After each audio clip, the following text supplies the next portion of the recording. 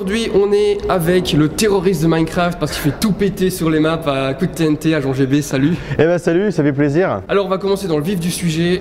Est-ce que Minecraft part en couille à ton avis? Pas du tout. Minecraft au contraire, ça se développe de plus en plus. Il y a une communauté qui est toujours grandissante, que ce soit chez les petits ou chez les grands, qui restent et les petits qui arrivent.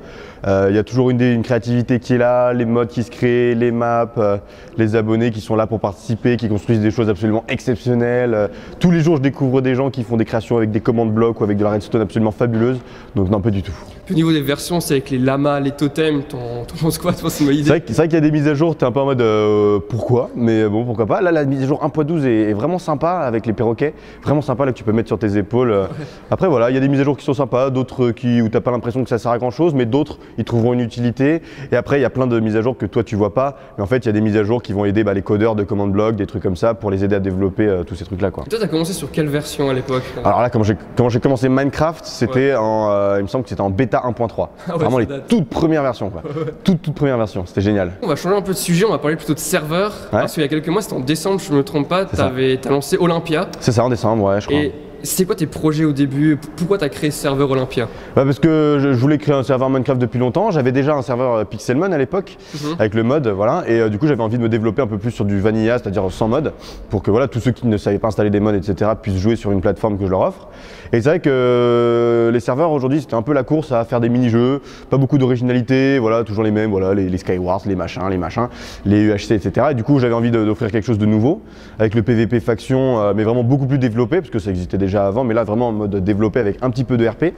Et voilà, apporter un petit peu de l'originalité. Tu comptes rivaliser un peu avec les autres gros serveurs de PvP faction ou tu fais ça juste pour le fun comme ça? Franchement, je m'en fiche complètement, c'est-à-dire que je ne suis même pas la popularité ou la population des autres serveurs PvP faction. Moi, je suis là pour ma communauté. Mon serveur n'est pas là pour attirer des nouvelles personnes, il est là pour mes abonnés, pour qu'ils viennent et qu'ils se fassent plaisir sur le serveur avant tout. Et toi, tu te fais plaisir aussi sur le serveur des fois? Ouais, bien sûr, on troll les abonnés, ça fait une série qu'ils adorent. Du coup, si on parle un peu de tes autres vidéos, moins Minecraft pur et dur, let's play, au niveau des top 10 déjà, comment tu trouves toutes les infos? Tu plagies les vidéos américaines, tu trouves des infos sur des sites? Pas du tout, non, pas du tout. Après, c'est vrai que mes vidéos top 10 vont évidemment ressembler aux top 10 américains puisqu'on parle de la même chose. Mais non, mes informations, je les trouve surtout sur Internet. Vraiment sur Internet, quand je fais des recherches, tout simplement, voilà.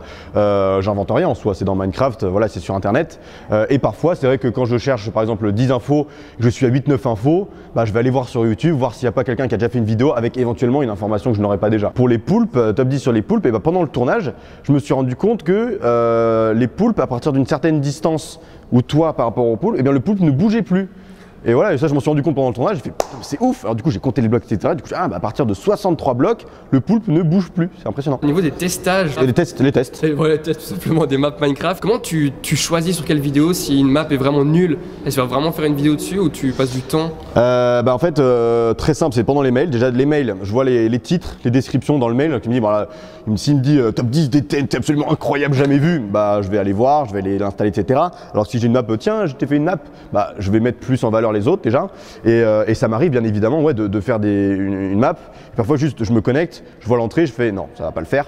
Mais parfois aussi ça m'arrive, je fais la map et aux 3/4 de la map je fais non en fait c'est nul.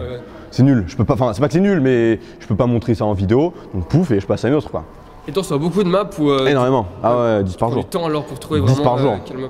Ouais, c'est ça, je prends mon temps, j'essaie de mettre en valeur ceux qui font vraiment énormément de travail et je donne la chance à tout le monde. C'est-à-dire que voilà, tu peux faire un petit top 10 tout simple, je mettrai une note à la fin et puis voilà quoi, ça inspire les autres et tout quoi. Du coup, un autre truc qui est pas du tout axé Minecraft, si je te dis défi d'un jeu de moto il y a quelques temps, est-ce que ça te dit quelque chose? Oui, c'était, comment il s'appelle, MX Nitro. Le gros problème, c'est surtout que tu avais dû donner ton numéro de téléphone sur YouTube. C'est ça que je vais en parler. Oui, alors là, le numéro de téléphone, en fait, c'est très simple. C'est-à-dire qu'en fait, c'est bien évidemment pas mon numéro de téléphone privé relais à la ligne. En fait, c'est une application en fait qui te permet d'acheter des numéros de téléphone temporaires en fait. Voilà, donc en fait, tu payes genre 4 € je crois, et tu as un numéro de téléphone 06 machin etc. pendant une semaine.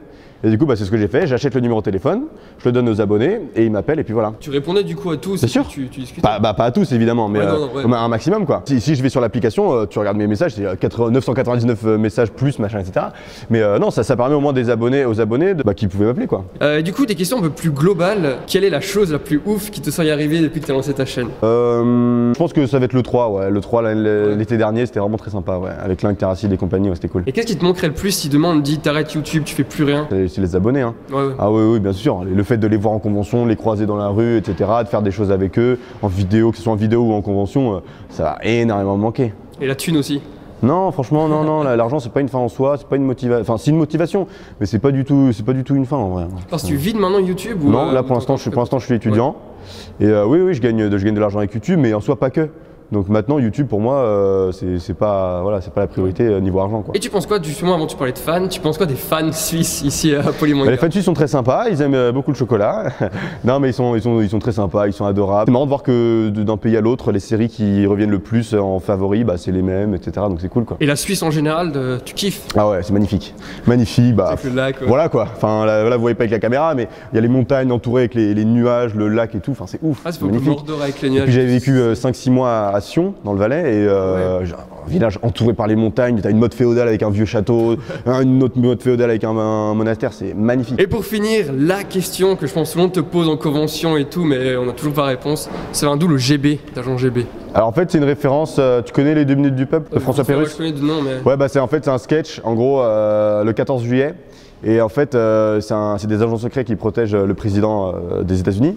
Et il y a un des agents qui s'appelle agent GB. Enfin, agent, voilà, agent GB. Et du coup, on s'est tapé un gros délire là-dessus avec un pote. Et du coup, moi, c'était agent GB. Et lui, mon pote, il s'appelait agent je sais plus quoi. Et j'avais 13 ans, j'avais même pas commencé YouTube et tout. Donc c'est quand même pour rapport avec le KGB et tout, je me demandais. Non, ouais, agent KGB, non, agent BG, machin, il y en a qui disent. Agent BB aussi. Agent BB, agent TGV, j'en ai tous les jours. Bon, du coup, merci beaucoup. Et bah de rien. D'avoir été avec nous. Nous on se dit à très bientôt pour une nouvelle interview, j'espère. D'ici là, portez-vous bien. High five! High five! Avec un petit...